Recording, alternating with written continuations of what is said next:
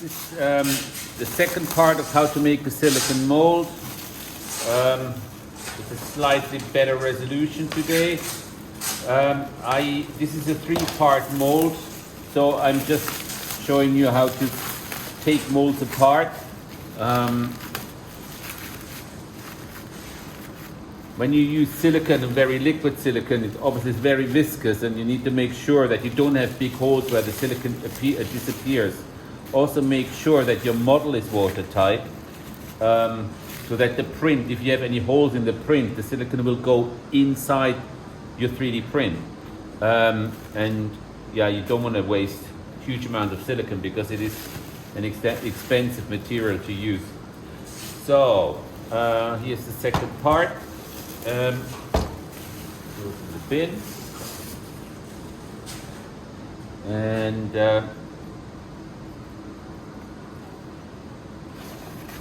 a spatula, and we open the silicone mold carefully.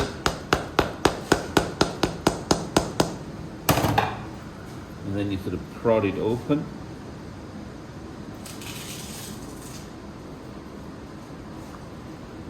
Here we go.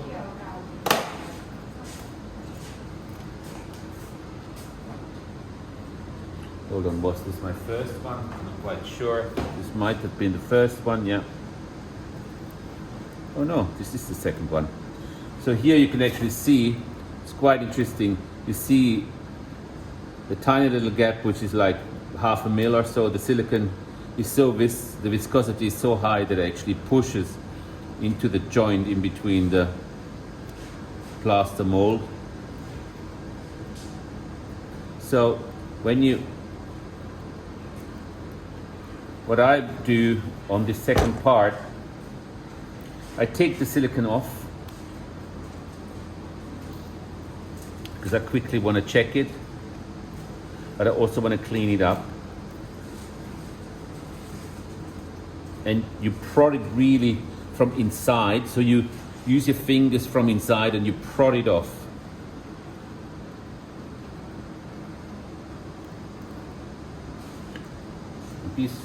Be patient with that, so don't rip it off because you don't want to break your mold. Sometimes you have parts that are undercutting, and it just gradually peels off. No?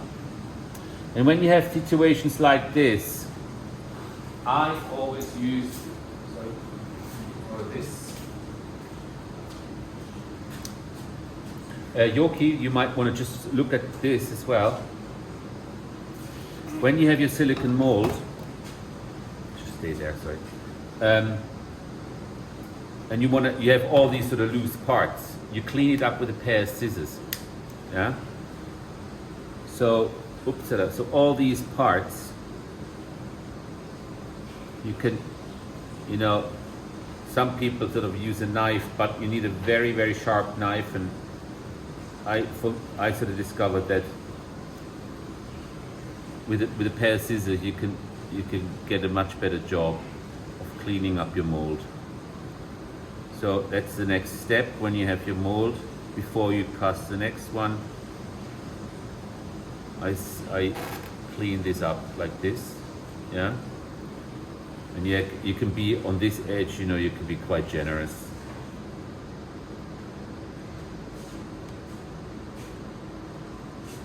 And in the beginning, the mold is still quite very flexible. They tend to harden up over years and months, depending where and how you store it. Obviously, silicone can also disintegrate. So if you want to keep silicone molds, keep them, but if you have a 3D print of the original, it's actually probably the safest way to store visual information is just keep the 3D print.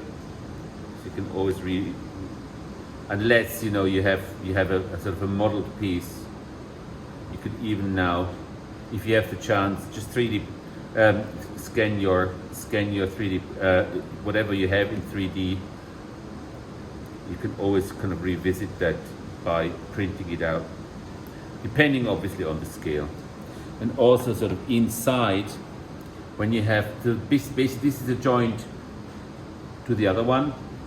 And I also cut this usually. Sometimes I use a wet sandpaper and break it, because much rather when you make a resin cast, it's much better that this will stick out and then you can sand it down. What I also do now, I quickly give this a wash with soap, and then I bring it back on. Right, and now I need to kind of take this out, and I also, and here I can basically just kind of go and take the clay out.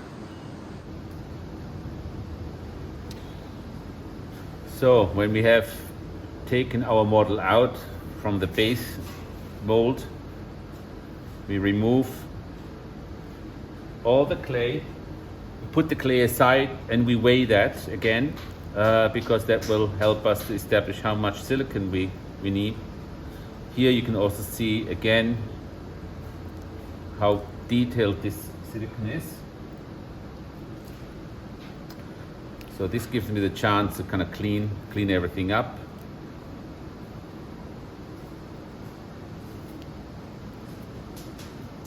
And I'll probably just stick this under the water tap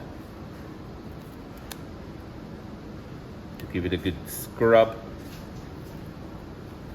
Yeah. Also, this is a good reminder here, all these little gaps. If the silicone finds a way into your mold, it will find it, and it will fill all the nooks and crannies.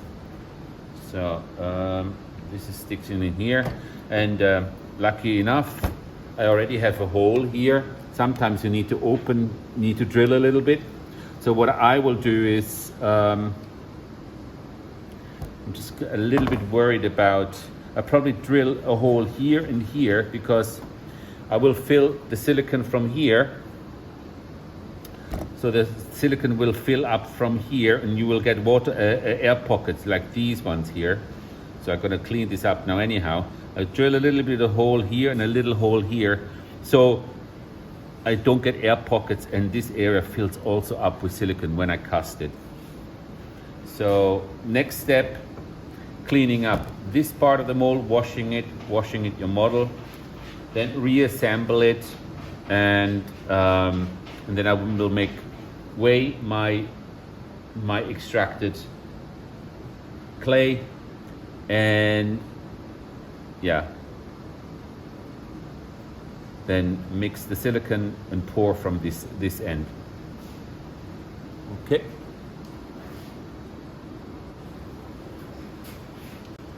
Right. So here we have the mold, which has sanded down, so because I want it nice and smooth. So this piece will sit in here, but I will re-embed the cleaned up. I just washed this down. So this will go back into the mold.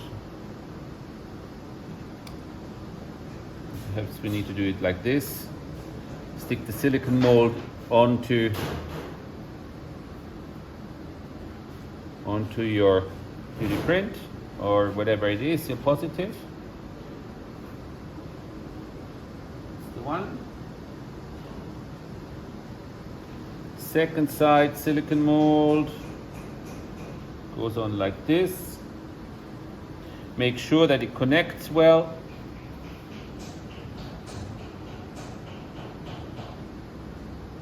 And that's why it's important, we need these locks. And here you can sort of see how important it is to have functioning locks.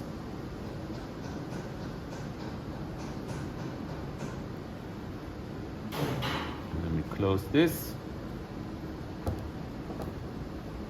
Okay, now I think next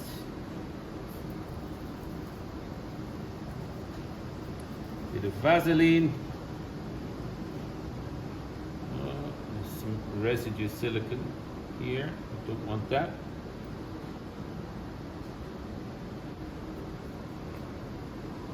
So, and now, oh, I've got to drill some holes here and then stick it on the top. Right. And here is my final pour. So I pour in through here, and these are ventilation holes. I clamped this mold just to give it a little bit more pressure, tying it with rubber bands is an alternative, or those plastic wrappers. But if you really want to have a tight mold, you need to use clamps. When you use clamps, be careful because you can crack your plaster mold. So, but you get a very nice firm connection of the mold. So here, and then we start pouring, and hopefully I can aim into the right direction. Here we go.